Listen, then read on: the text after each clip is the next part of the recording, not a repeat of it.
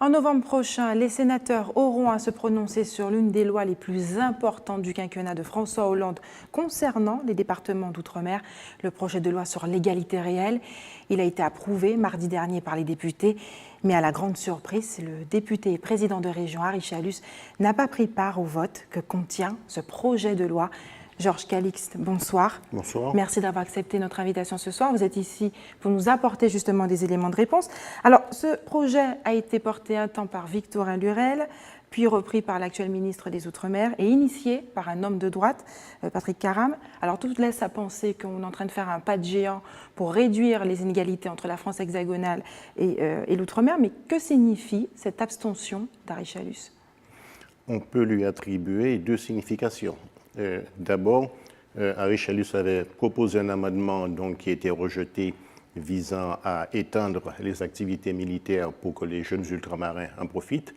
Et n'oublions pas qu'une des faiblesses de ce projet de loi, c'est qu'un certain nombre de dispositifs dont les collectivités territoriales ont la compétence, ce projet de loi n'a pas suffisamment pris en compte. Et c'est vrai que lorsqu'Harry Chalus cite le schéma régional de développement économique, et les mesures qui sont proposées par le gouvernement, en grande partie, sont déjà retenues dans ce schéma, dans les schémas quels qu'ils soient, sans que ça ne figure. Ça veut donc dire qu'à terme, un certain nombre de mesures risquent d'être insidieusement supportées par le budget des collectivités territoriales.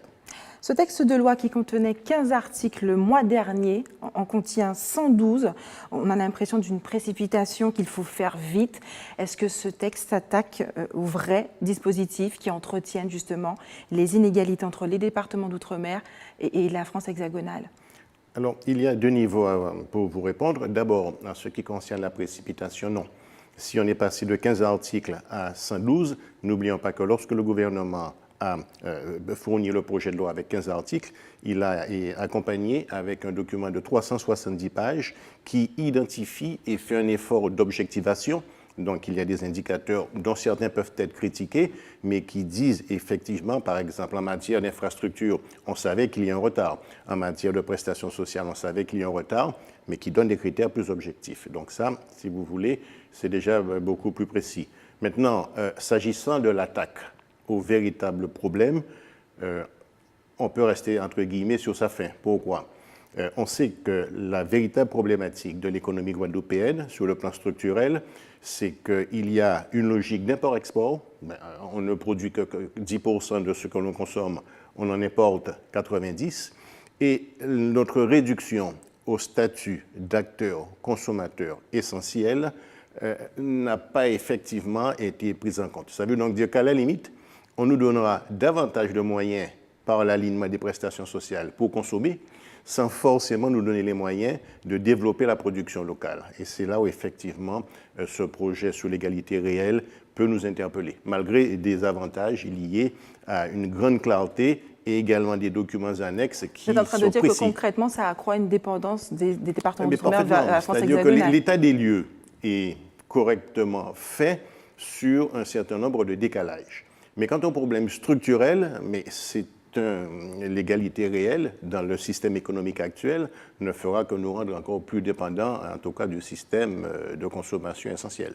Selon l'article 1er, chaque collectivité sera chargée d'élaborer un plan de convergence. C'est un document phare. Expliquez-nous un petit peu comment ça va se passer. Ce qui se produit, c'est la raison pour laquelle il y a eu au départ 15 articles, ensuite qu'il y en aura 112 et certainement plus. C'est-à-dire qu'avec le document d'accompagnement, chaque collectivité a des statuts, d'abord des statuts particuliers, certains sont dans l'article 73, d'autres sont dans l'article 74.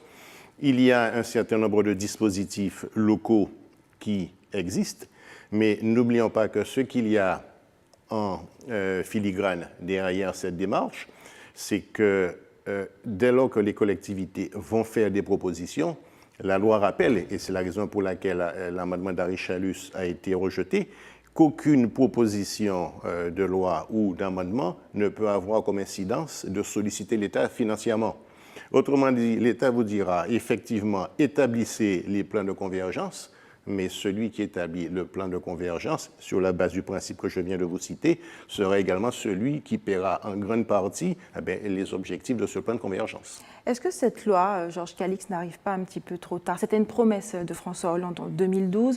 On a 5 mois des élections présidentielles. Est-ce que finalement aussi, quelle garantie que cette loi voit un jour, arrive à l'existence un jour? D'abord, il n'y a pas de garantie puisque une loi se fait et se défait. La droite arrivant au pouvoir peut fort bien estimer que l'égalité réelle, du moins, doit être appréhendée différemment. C'est le premier point.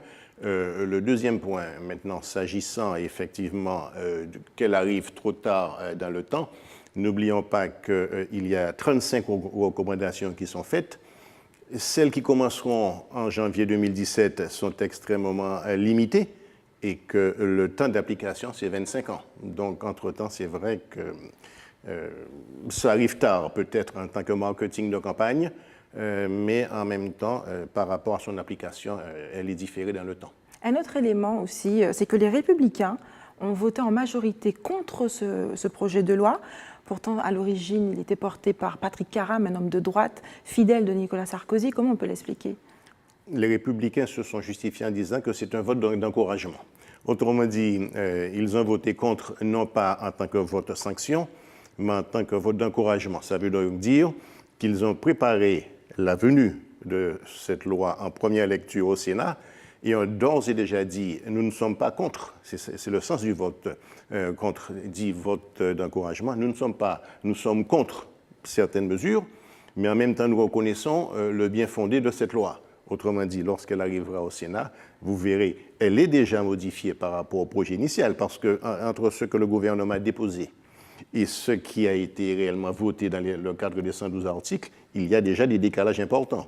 Mais vous verrez que le Sénat va encore donner d'autres décalages et qu'in fine, la loi sur l'égalité réelle sera en partie, je dis bien en partie, vidée de sa substance, tout simplement parce que le Sénat, qui est élu par les collectivités, va bien se rendre compte qu'un certain nombre de mesures devront être supportées par ces collectivités locales.